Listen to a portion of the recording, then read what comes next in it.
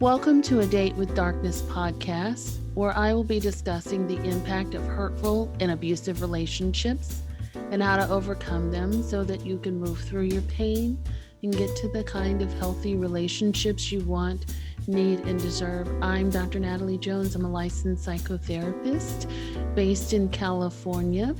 While I hope that you find this podcast educational and informational, please note it should not be substituted for treatment with a licensed mental health professional. Also, due to the nature of the podcast, some of the information presented on the show can be sensitive to some of my listeners, so please note that listener discretion is advised. Hello and welcome back.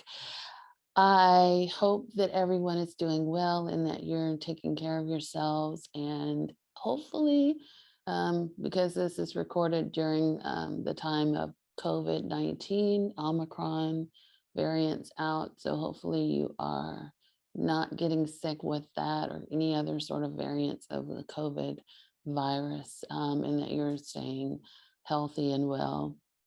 And, before we get started in today's podcast, which I thank you so much for joining, of course, want to jump right into the administrative stuff.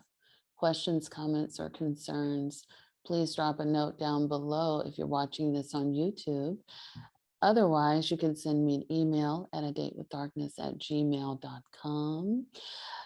If you want to, on my website, I currently have a new ebook that I put up, identifying red flags in your relationships. If you want to cop that and be a subscriber to my email newsletter, Reflections Over Coffee is the name of the email newsletter. It comes out every Friday morning. Head on over to drnataliejones.com. And again, that link is in the show notes. If you want to join a group with like-minded individuals who are healing and in recovery from abusive relationships or dysfunctional relationships, the free group on my Facebook is Date with Darkness, and that's over on Facebook, Date with Darkness group there. And of course, if you are interested in individual and group membership coaching, please sign up on the link down below that is hopefully going to launch within the next month. I'm super excited to get that out for you guys. So I'm currently working on that and, working with my assistant to get that out to you. And let's get started. So excited to be back. I'm actually supposed to be recording a podcast with someone else, but however, they're on a different time zone, so they didn't quite make it today, but no matter, that will not stop the show. I wanted to talk a little bit about ways that we abuse ourselves, and what I mean by that. Let me explain what I mean by that. So there's a lot of times when we have a history, right, of being in an abusive relationship, and for whatever the reason being, that relationship has ended, right, or that person is long gone out of our lives, and perhaps we've moved on, and we're just kind of trucking along in our life day to day, and we're still not happy, or we don't feel good about ourselves. We don't feel good about our situations, or we feel like there's this there's this bottomless pit of despair in our stomach that, just no matter how much work I do, no matter how many days go by, I feel like I'm kind of stuck in a rut, right? And that's not uncommon when you are a person that's experienced abuse. But sometimes it goes a little bit further than that, in that we continue to kick ourselves when we're down.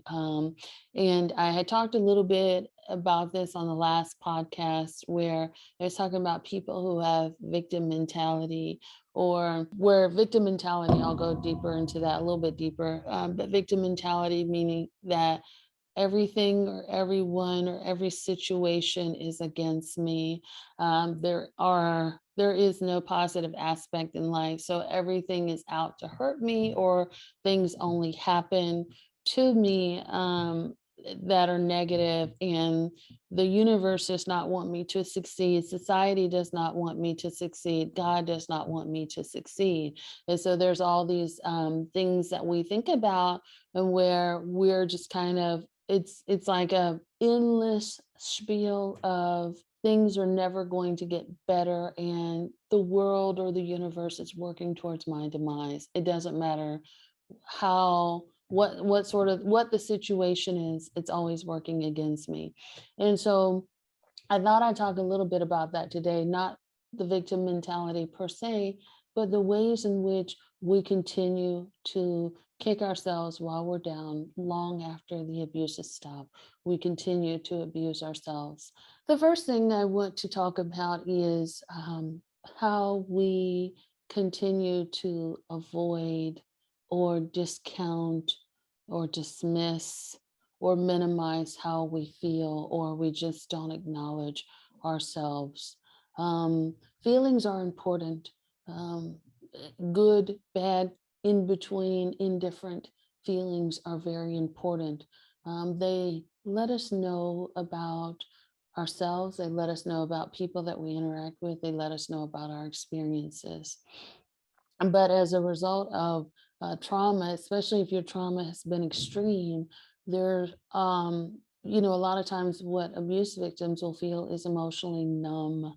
They will feel numb and void of feelings or emotions, or, just completely depleted of any sort of emotional bandwidth, if you will.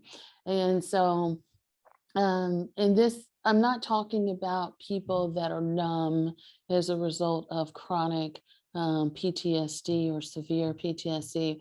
What I'm talking about is people that go out of their way to avoid feeling their feelings. And this is, when you don't acknowledge how you feel, you don't, you're not really currently living in the present moment. You're just kind of letting things happen to you, and you're not really taking any sort of information like, oh, this is a good experience, or I really enjoyed this dinner that I had with a good friend of mine, or I really liked this movie, or I really liked being around this certain crowd, or I even really like this hobby. You're just kind of, you're just kind of existing, but you're not really living when you don't allow yourselves to feel how you feel.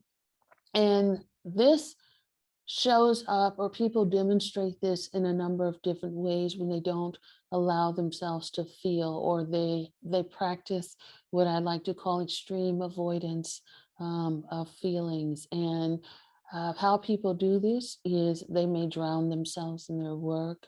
They may use substances, or abuse substances, I would say, or they may engage in some sort of activity to an excessive amount that causes them to continue to avoid thinking about their feelings or thinking about their experiences, and they discount, like, I don't want to feel. Their whole motto is, I don't want to feel, I don't want to process how anything feels to me. I'm worried about feeling too much. I'm worried about what would happen if I start having feelings. I don't allow myself to identify, you know, how I feel about certain things or certain situations, because that keeps me safe. If I don't have too many or too strong of feelings, that keeps me safe. And that could be from one extreme to the other. So extremely good feelings or extremely bad feelings. They don't want to have that, because there's a certain method, a safety mechanism, if you will, or a defense mechanism that they keep themselves safe, or they are just so out of touch with identifying their feelings, which happens. Um, when you've been in a long relationship, how an abusive relationship works is the person that who is extremely oppressive to you is not, they don't care about how you feel. They don't care about how you experience things. They just want what they want, and they're not worried about how it impacts you. And so when we're out of that situation, and we continue on with that sort of mindset that my feelings don't matter. I don't want to feel, or no one is ever going to care, or just, whatever. I'm over myself. Then that is abusive, right? Because why is that abusive? It's because our feelings help us to feel alive. They connect us with the world and they connect us with others. And that's your way of kind of showing up, is by acknowledging yourself. Even if no one else does, it's important to acknowledge that and be in tune with that, um, because that gives you data about how to move through life, how to move through your relationships. If you feel a certain way, like if you're in a specific situation and that feels good, maybe you want more of that, or maybe you need to be in social circles that allow you to be able to do that more often. And same thing with people, right? Your body, your mind is your biggest protector, and that will give you information both about yourself and about the world and others. And so it's important to be able to identify that and validate yourself, and that's the way that you continue to show up. And when you don't do that, you're doing the exact opposite, right? You're making yourself invisible, you're making yourself small, you're making yourself seem unworthy of having feelings, right? And so I want to be clear that this is different from people that have experienced extreme trauma and they need assistance. I'm talking about people who actively avoid, acknowledging or feeling their feelings. The second thing that we do to abuse ourselves internally is, and I had a podcast with Dr. Maria Dominguez, when we talked about the inner critic. So the second point in this kind of that podcast, really sort of summarizes or goes into much more detail about what I'm going to talk about here, is that we take on the abuser's narrative, we take on their harsh criticisms, we take on their perspective that we're unworthy of love, so we internalize that narrative, right? And that then becomes a part of how we see ourselves, a part of our existence, and that we're kind of moving through life.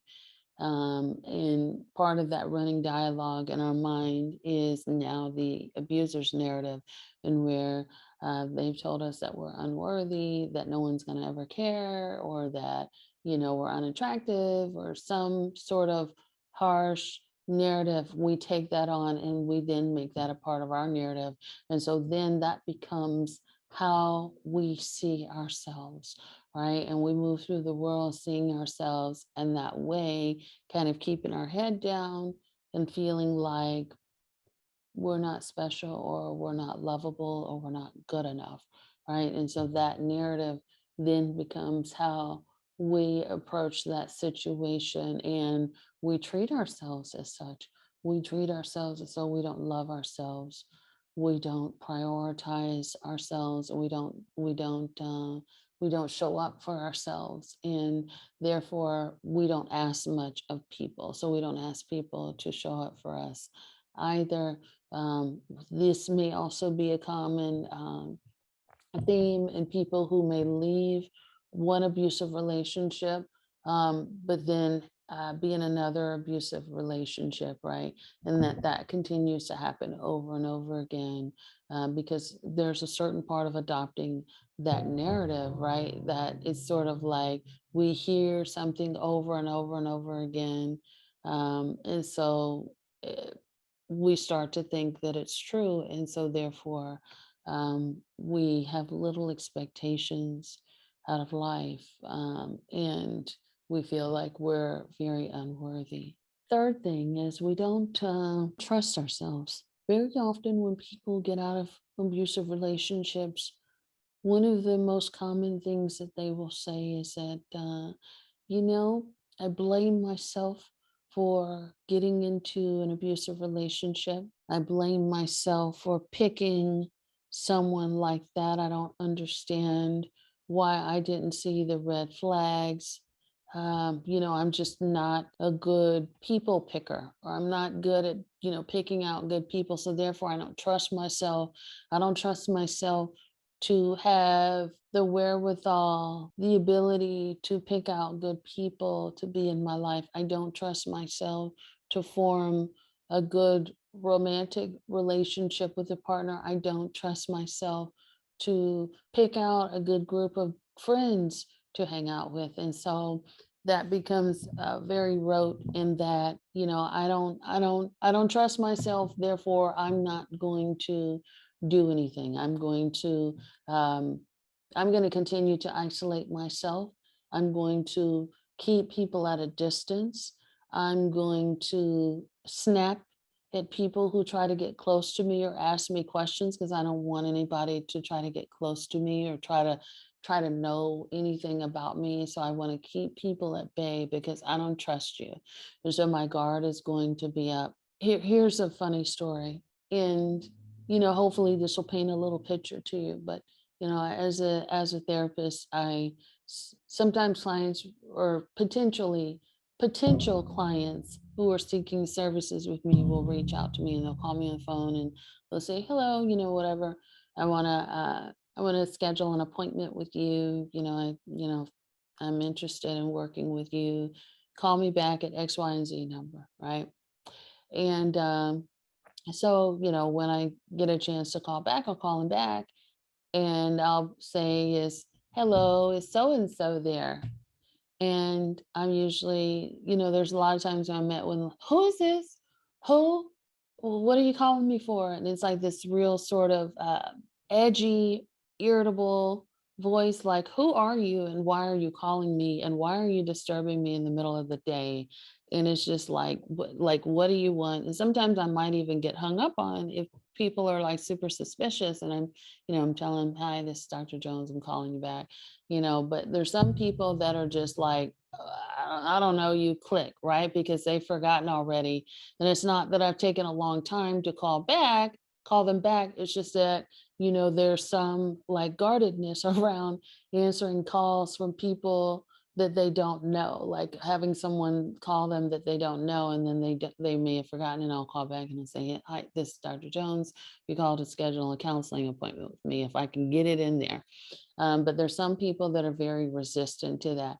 This is an example of that, where we're not trusting.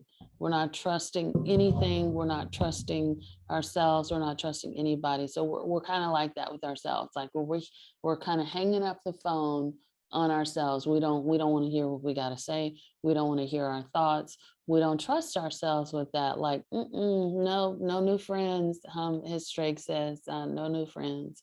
So the example I used was, that's kind of extreme, but it kind of gives you a little bit of insight in terms of, how people really, they just don't want to trust themselves and allow themselves to make new connections. And again, number 4, again, I spoke about isolation. And isolation, again, that's something that we may do in extreme, and that, well, no, we don't want to go out. No, we're not interested in possibly dating again. No, we don't want to try something different, in terms of maybe going to see a new movie or going out to this new restaurant. I'm not going to do that. Right. And I'm choosing to stay in isolation, usually in the comfort of my home, maybe watching TV, just kind of going over the same stuff over and over and over again behind the closed doors and comfort of my own home. I'm not interested in doing something different, exploring a new environment, or being around a new group of peers. Right? Again, no new situations, no new friends. Right? 5, we don't address our own needs. When most people that are in a relationship, they have needs, right? We have physical needs, we have sexual needs, we have social needs, we have financial needs, we have emotional needs, psychological needs. We have all of these needs, right, as people. When you're in an abusive relationship, your needs are kicked to the curb, and it's your job or your responsibility to focus on the abusive or the oppressor's needs and put those needs as a priority, right? Um, and so you learn very quickly that they're not interested in hearing what it is you need. And so that their disinterest in your own needs may come across as them not wanting to hear it, not wanting to talk about it.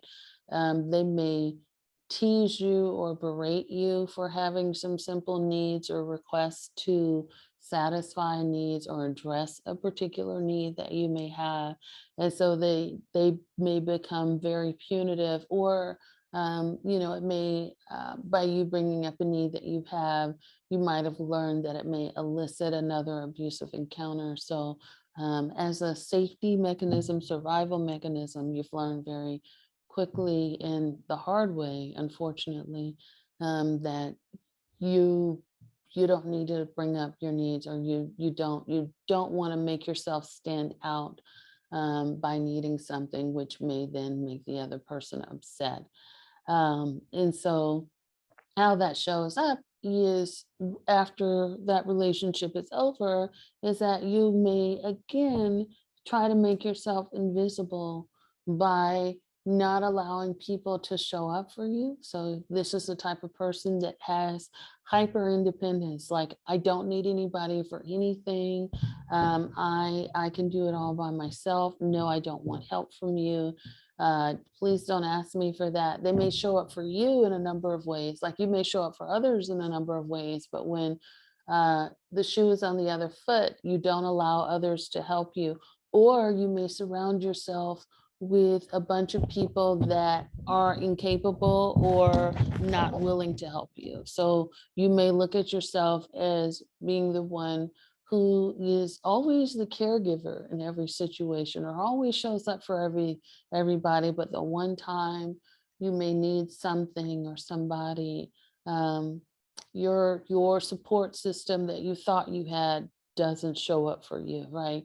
And that could be because you may have surrounded yourself by people that are not, they're just takers. And so they're not capable of giving themselves. Or you may have conditioned um, the people, your peers or people around you, to never show up for you. So if you say no, no, no, no 1,000 times, and then one time you may ask for something and then people are not available, right? Because they've been conditioned to know that, hey, you've got it and you don't like help. You don't want people to show up for you. Okay, so I hope that makes sense there. And of course, I've got my handy dandy notebook.